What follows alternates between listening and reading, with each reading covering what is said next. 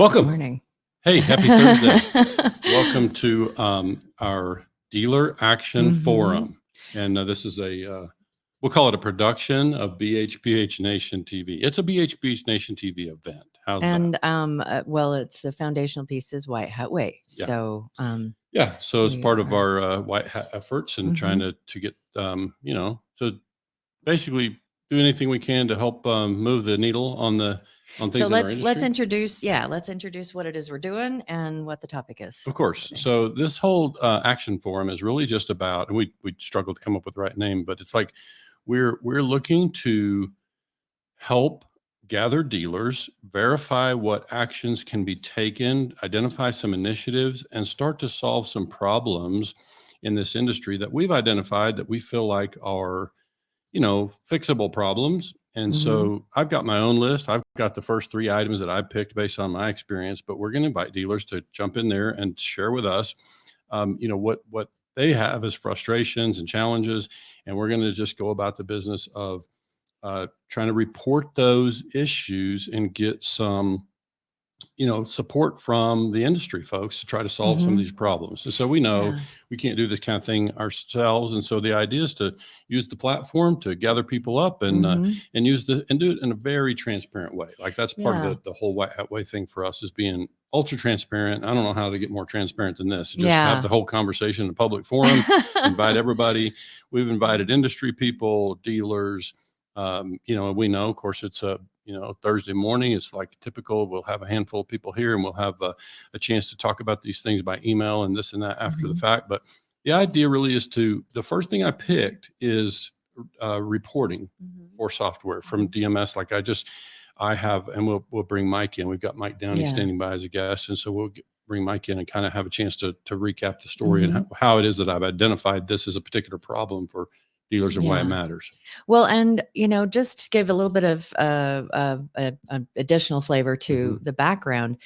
We deal with, or we talk to dealers every day, and they all have their own frustrations. And a lot of times, it's like, well, there's nothing I can do about it, so I just have to deal with it, and I just have to work around it, or I just have to, change my expectations or whatever. And what we're about is that in this day and age, that there are certain things that it's like we live in a technology age and an AI age. And there are some things that, it might take a little bit of a lift from different industry providers, but we're asking that there be that we're trying to create a forum so that dealers, what are your struggles? What are your challenges? What are the things that it's like, that's so frustrating to me, but haven't felt like you've had a voice? Because we've been building a voice for the last year, and we are so happy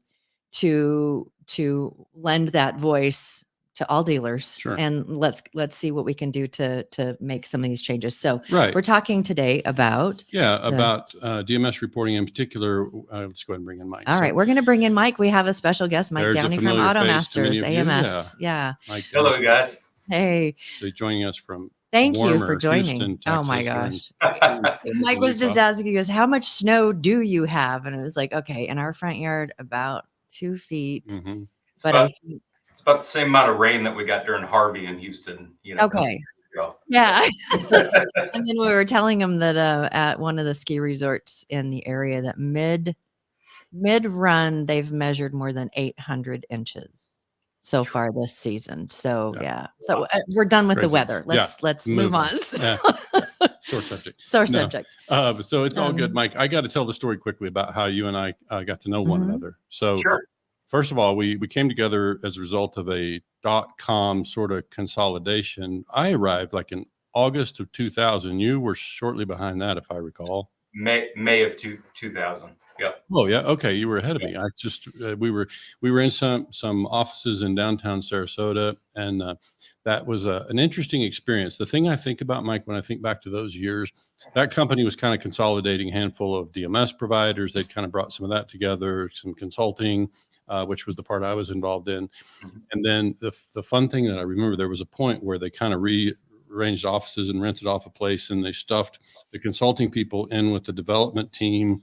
And so we're all kind of working in cubicles in the same office. And every time I hear the song from Nelly about, remember, it's getting hot in here. Take off all your clothes. Remember that? Yes, I do. I hear that song. I think of those days back in those cubicles because that was just playing all the time. It was hot. Yeah, I think the term laptop came into play during that office because we didn't have a lot of desk for people. People were literally using their lap as a desk. Yeah, and these poor people in development, they're over there trying to program, and I'm over here conducting meetings with clients, and so it was a mess. But anyway, Mike and I have known each other a long time and have a lot of regard for him, and he's clearly, got a lot of expertise in this space, been around the software development side for a long time. And as a principal at AutoMasters, Mike, I can tell you, has always had an excellent reputation. Everybody I've talked to, reputation of service is outstanding. And so we when this came up and saw that you were in the thread, we're happy to have you be part of the conversation because we're taking on first as kind of an issue that I've identified as somebody who works as an analyst, and I'm in and out of multiple DMS systems with our clients to access reports and help them produce primarily performance reports. Like, we're not doing any accounting over here. We do the best we can to help them identify things and close down the numbers in a way that'll be helpful to their accounting people. But really, at the end of the day, we're just really mostly focused on portfolio performance, helping them identify the movement in their dollars, and first and foremost is portfolio performance. There's some other things that kind of come about as a result of that, but when I think about the portfolio performance part, I'm really just trying to make sure that we have measured all the numbers, that we've captured in our reporting, all the numbers that are moving, for just to make sure that when we send a report to the dealer, it's as accurate as possible in terms of this is how many dollars of principal you charged off, this is how many dollars of principal you collected, and so on. And I just find that it just really is a struggle. I mean, we're over here creating sort of, higher end templates and doing all these, calculations through filters and whatever. And I still find it really difficult, and we still often don't balance. Well, and Jim was telling yesterday, I don't know if you had a chance to listen in, that one of his clients or one of our clients that he'd been doing reporting for quite a while, a 1% deviation was $150,000 a month. Yeah. And that's a lot of money to not know where it's at. And and so this is like starting to get into the attempt of, let's figure out how we can report. Yeah. So the way I asked our listeners yesterday in the morning show is, how big a numbers is acceptable? Is big. Yeah. How big a number can you live with in terms of not being able to identify it? And to me, it's like the reason we wanted to have you part of the conversation this morning in particular is that we just want to know is what we're setting out to ask for. And this is not about AutoMasters. This is not about any one DMS provider. This is more about, is it going to be possible to do what we're asking to do? Because if you say it's not really possible, then we'll move on to the next subject. But if it's something that we feel like is possible, the way that we've kind of decided to approach this is we're going to gather dealers in this forum. We're going to then move forward with a petition. We'll basically ask them instead of like a survey, basically just to say, is this a problem that you'd like to see solved? If so, will you sign the petition? And then once we get enough signatures, we're going to pass that on through to NIADA and ask them to ask the DMS providers to consider making this a standard report in their system. And then what we've also pledged to do is when that happens, we're going to come forward through our channels, social channels, and the morning show and what have you, and announce that one of the providers has met that request. And so we want to just kind of publicize that for dealers, as they go forward. And it's just a way to show, look, we feel like we can solve these problems. We don't just have to sit back and say, let somebody else solve that problem. If we all took that attitude, obviously nothing ever gets done. And so that's what you're seeing here today is us kind of stepping forward and saying, let's work together in making some changes for the positive. And we're just happy to have you be part of the conversation. So. And it's not just DMS. It's not just on your monthly reporting, but it's like, this is the first thing that we've experienced, and Jim has experienced with dealing with a lot of different dealers across the country, that has been a frustration across the board. Every DMS it's been a frustration to be able to get to these kind of numbers. Yeah. So, do So you we want me can to show, add this? yeah, we show Okay. this and I can also just make this like oh, good. that. Okay. Yeah. So there So we go. it's still going to be difficult for everybody to read, but I think the key thing there is that what we're trying to show here, Mike, is, and really we can focus on that left column over there for the dealership side, because a lot of Okay. the operations we work with don't have a finance company and might not have, multiple portfolios, and that's much better. So the idea here, and this is just a sample, like I just laid out a sample as how it could look. And I sent this off to, our CPA friends and folks in accounting out there, and got a little bit of feedback from folks saying it looks good. I mean, we obviously, But good luck. yeah, good. Yeah. We got kind of a good Looks luck. good, but good luck. Yeah. Good luck getting any shift on any of this. But we just think that the idea, if you look at the line items there, it's opening principal plus new amount financed minus any collected principal minus charge off principal. And then you start getting into these kind of smaller adjustments. You've got loan transfer in and out for those people that are moving contracts through a related finance company, what have you.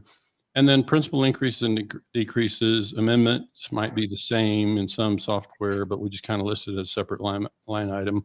Payment reversals, returned items, any reversed, unbooked, unwound contracts, a lot of different terminology around that, but any contracts that got reversed. And then that would give us a closing principal. And so what I'm really saying when I look at that, it just makes no sense to me that in a DMS system that we couldn't have a report that would clearly identify where that number closed. And there are other numbers to think about. We're just focused first on the principal balance in the primary buy here, pay here portfolio. And we would just like to know if we ran a report. And the way I'd like to say it is I'd like for my dealer clients to be able to walk in on April 1st and run this report for March and have it pick up opening balance as of the start of the month, all of the activity, the month closed here. And I've got at least 3 reasons that I think this report is important. But I want to just stop and ask you first. I mean, you see what we're trying to do. So let me just ask you, am I right to say that this is possible in most systems? I would say it's possible. Yes. I mean, there's a lot of devil in the details, right? So, just again, this is the first time I'm seeing it, so I'm just gonna Thank you for being a good sport. The first thing is going to be, which happens a lot in our industry, is refinances, right? So I don't know if you have that, if that is maybe principal increases or decreases, if that's what you were looking at. It could be. Okay, because that's one of the things I do see that will, we do something similar to this. We call it an operating P&L, whatever you want to call it, but and then also borrowing-based certificates, right? So a lot of our dealers and my dealers that are doing this really are more focused on their lender's borrowing-based certificate, which has more covenants wrapped around it. So I think this is probably a higher level of that, right? The borrowing base goes a lot deeper into each loan. But I see what you're doing as far as, adding and subtracting and getting to that end result of, hey, did someone change something that we didn't know about? Was there a transaction off? Those types of things, I think, is where you're trying to get with this. Yeah. So the 3 things that I'm really saying, if I could provide for every dealer this report, obviously selfishly as an analyst, somebody who's outside trying to help them produce performance reports, this would be tremendously helpful, just starting with the principal. And granted, there's interest that moves around and side notes and other things outside of the primary loan principal. But if I could identify this as the primary asset in the business, then what I'm first able to do for the dealer with this information and teach them how to do for themselves is how to assess their own portfolio performance and do it in a way that they know they're working from accurate numbers. Okay. So portfolio performance is obviously important for any dealer managing a buy here, pay here portfolio. The first one to see how it performs. Then I think this information should also be helpful from an accounting standpoint. I'm not an accountant, but as somebody who owns a dealership and a related finance company and kind of taught myself to do RFC accounting, I just know this report would be tremendously helpful just to make sure everything ties together from the accounting side as well. I understand accountants have their, they might have roll-up reports. They might have, I forget the name of the one that I see more often, but basically they have different reports that they can run, but I've tried those, Mike, in different DMS systems, and they still don't produce for me a number that ties together. And so, and look, I'm pretty decent with Excel and can count to 7. So, I mean, I can, I can figure this stuff out typically. So it's like, I, I find that this is more difficult than it should be. And then the last one for me, besides performance reporting and accounting, would be security. Like if I'm missing some dollars, this would be one of the first places I'd want to look, is tie down my principal so that I can make sure I don't have an issue there, and at least to help close some gaps. And so I think this is where we're just going to work on behalf of dealers. And when this idea came up for us to do it, Mike, I kind of just developed the attitude that, look, if I'm doing this on behalf of dealers, I don't really need anybody's permission to go do it. Like, we're just going to go out there publicly.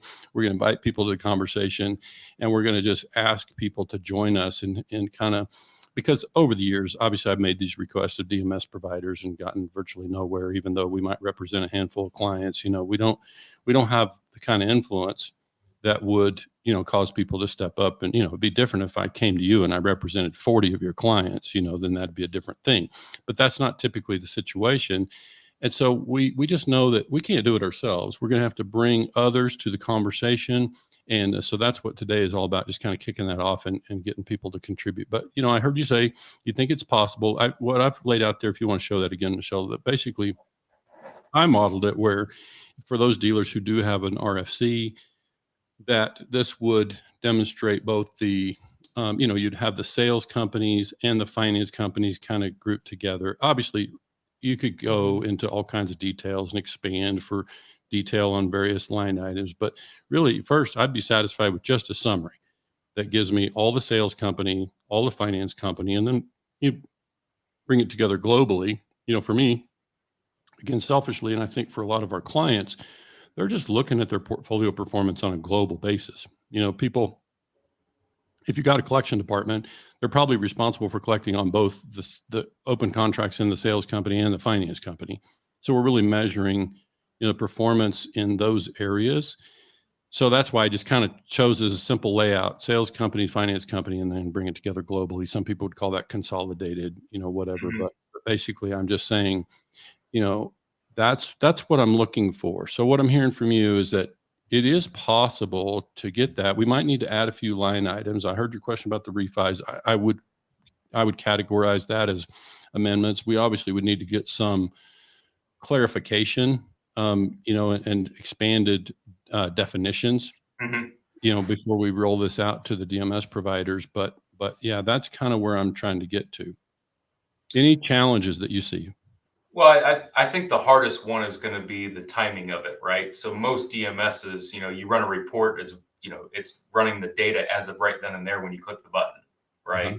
So, looking at the ending or opening principal balance of the month before, that's one of the reasons why we created AMS Analytics, was to data warehouse, those snapshots of that data. So that might be a challenge for some DMS providers out there, as far as a, quote unquote standard report. Because that, you can always back into the number if you start from today and do the exact negative of what you have in the pluses and minuses. You can get to that number, right? Right. The other thing I'll say is a lot of my guys also, they just don't look at it a month at a time. They look at this over a trend, right? They're, I know you're looking at it 1 month at a time, but a lot of my guys are looking at this of, the last rolling 12 months or 13 months, et cetera, to see, okay, last year I was at, 20 million and at this point, and now I'm at 22 million. Well, that's not really good. What's going on, right? So that would be my only thing as far as the trend on that, is a lot of my customers look more at that than just the last month of detail. And I think ours would too. It's just that if we had this report, we would ask them to run it and throw those numbers over on a spreadsheet. Obviously we'd be asking to have this data exported, because one of the key numbers that we recommend when dealers are tracking portfolio performance is to look at their collection rate as a percentage of their opening balance, which means, and frankly, I get it, Mike. I've been around this long enough to know that, I typically tell dealers I don't trust right now. If I were to try to go to any dealer software and go back and run a receivables report for January 31st, I wouldn't trust it. Like, though most of them don't produce that well. And they're having to calculate back to that balance, and it's tricky. But I would still say, based on everything I know about accounting and footprints in a DMS and just ledger transactions, there's got to be a footprint for every dollar. If there's a charge off and a charge off reversal, or a contract and an uncontract, or a payment that gets reversed, or a payment that gets deferred, there's got to be a footprint in the DMS. I mean, I would have so little confidence in my software if I found that it didn't document all those transactions, all that activity. Okay. Yeah. Yeah. And there's obviously multiple places. And then, then you kind of get into, Jim, where theft happens, right? Where you're having a reduction in principal balance, but there wasn't actually a transaction or a payment, I should say, right? So someone just went in and adjusted a balance, right? So who did that? Those types of things. Yeah. I can speak for my software, obviously, and what we do. I mean, we track those, transactions on a transaction database, date and time stamped, who did it, the before and after, et cetera. Yeah, sure. Not every DMS is going to do that for sure. And that's fine. We'll definitely be able to go forward and illustrate to folks, the ones who can deliver on this thing. And so we want to make sure we're not asking for something that's that can't be delivered. But I'm simply saying we're aware, all of us here, listening in, are aware of our obligation to make sure that our account reconciles with our consumer.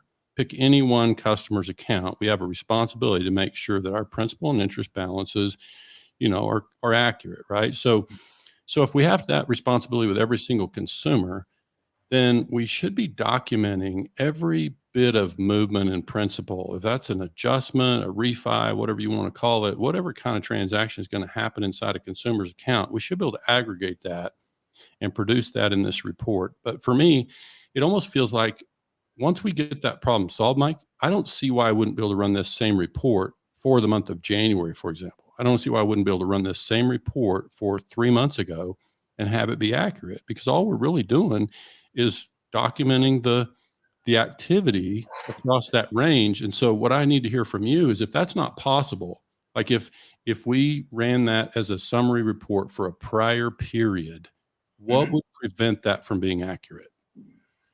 Well, I mean, just in my experience with different DMSs out there, we were one of the culprits, 4 or 5 years ago. I mean, when an unwind happened, a lot of people would just say, I want it gone, right? I want it deleted because it was a whatever that, they sold the contract and the bank bought it back, or they had to buy it back, et cetera.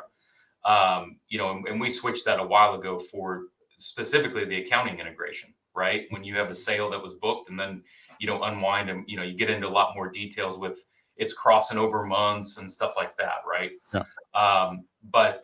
So again, I think the hardest thing to do is keep track of every single type. I mean, there's transactions that are getting added to software all the time, right? I mean, 5 years ago, 6 years ago, there wasn't CPI accruals and those types of things, right? So that would have to be constantly updated by the DMS provider as they went through those processes and those new transactions. Sure. And again, that's why we did the AMS analytics side of a data warehouse, and that way you always have that snapshot. Can pull up January 7th or January 1st or whatever date you want. And now I've got a clean starting point, and now let's go through the transactions that are there. Yeah, and I think that's fine. I just think, and forgive me if I sound like I'm being belligerent here, but I feel like if you using your analytics stuff, because we do the same thing as some of the DMS systems, we're able to schedule a report and have it auto-generated, at 1 a.m. or whatever at the start of the month. So I feel like regardless of how we captured that number, like if I just pick this report range that we're looking at here, the month of March, if I captured that report at the start of March, and now and one thing I'm aware of that we have to get quite specific about is some systems post auto pays, at a certain time of day or whatever. So I'm watchful about that sort of thing when we're working with a client to make sure that's not contributing to my imbalance.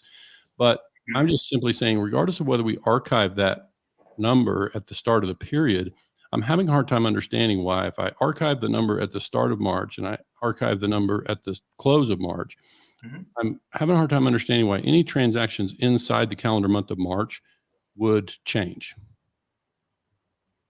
Do you have any scenarios where they might? Well, I mean, like I said, I mean, you've already detailed the transactions. So the biggest ones obviously are the unwinds and the refinance are the ones that I really, you know, we have the most problems with, I guess is the best way to say it, just because things happen, right? They did a deal and the car had mechanical problems. They have to refinance the deal. Well, they're not just going to swap out the car and keep the contract. They're going to, they went from a $14,000 to an $18,000 car or whatever the case may be, right?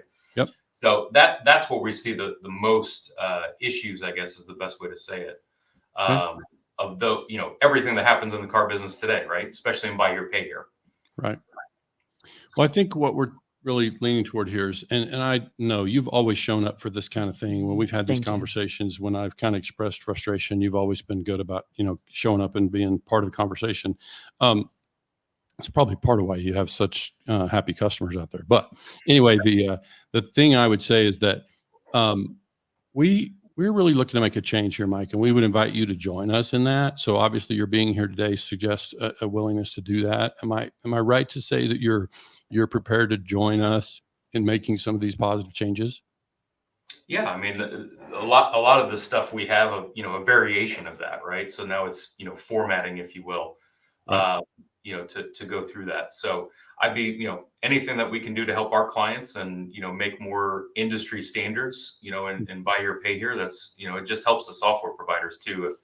If we say, okay, this is the way to do things that is at, the national level, then that makes it easier for programming, to be quite honest with you. Right. Of course. Absolutely. Well, that's good. I think what we can do then, with your permission, what I like to do, I'll just go ahead and email you this spreadsheet and let you have a little more time with it so that you can see if there are any descriptions, like if your software may have a little different terminology. And that's one of the things we also see across different DMSs, they call it different things. But if we can get a clarification, like if there's any particular line items that are missing, or, from our list that would prevent you from reconciling across a range of time.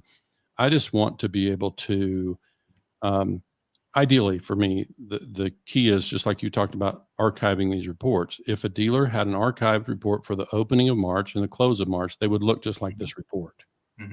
It's going to basically do all the calculations to the same thing. And so, yeah, I would welcome the chance to work with you and any of the other DMS providers for that matter. But we really just want to construct it in a way that we feel like we've asked for something that is clear and is fair. And then we want to ask dealers to sign. If dealers don't sign off on it, then we won't send it to NIDA. Like if dealers don't say this is important to me and I'm willing to sign the petition / survey, then we won't move forward. But we just feel like, and we certainly know a lot of times I see this more clearly than the dealer themselves would see the need, but we just know this is an important step toward performance, accounting, and theft analysis. And so we just think it's that important to keep moving forward on it. So I don't know that I've got anything else today. I mean, I think Mike's covered it. I can email that. I'm happy to share it with anybody else, dealers, CFOs out there, anybody that's working with this kind of thing. If you want to see it, I'm happy to share it with you. We can make it available inside the thread, inside these Facebook groups. We'll post it, as a document inside there so people can refer to it there as well. We want to be as public about this as possible and just invite anybody to the conversation who has something to contribute. And so, yeah, we're marching ahead, but thanks for making time to join us today. I think this has been helpful. Yeah. Well, thank you for the invitation. So, of course. And look forward to that email with the details and, like you said, go through the translation of the terminology. Yeah. As far as it relates to AMS and, you guys could have that as your key or lookup. Yeah. Yeah, absolutely. Yeah. So that I saw the comment about dealers backdating something. You see that on the thread. That happens. But thank you, Corey, too, for Corey. Yeah, Corey likes the report. We're doing pretty good, right? So yeah, that's true. So anyway, yeah, we'll email that to you and Corey and anybody else that wants to see it, and we'll continue the conversation. So we'll let you know. We haven't decided on the follow-up date for our next meeting, but we'll just kind of stay on this subject until we feel like we've got it buttoned up, and then we'll move on to the next thing. Great. Well, thank you so much. Very good. Talk soon. You guys. Appreciate it. Thanks. All right. Well, thank you guys very much. We will keep everyone updated as things progress, and you'll probably get little updates also in the morning show as we go, since we do have that forum 3 days a week. So Right. appreciate everyone tuning in, and be watching for that information so that you guys can get sign the petition, because Right. the more dealers we have that are willing to put their name to it, the more it's like when Jim mentioned to Mike, hey, Jim, Mike, if I came at you with 50 of your clients that said, hey, I want this, that is that has a little bit more weight. Sure. So thank you again, everyone, for joining us. Mike, hold back there, and we will be with you in just a second once we go off the air. Have a great day, guys. Thanks so much for joining. All right. Bye-bye.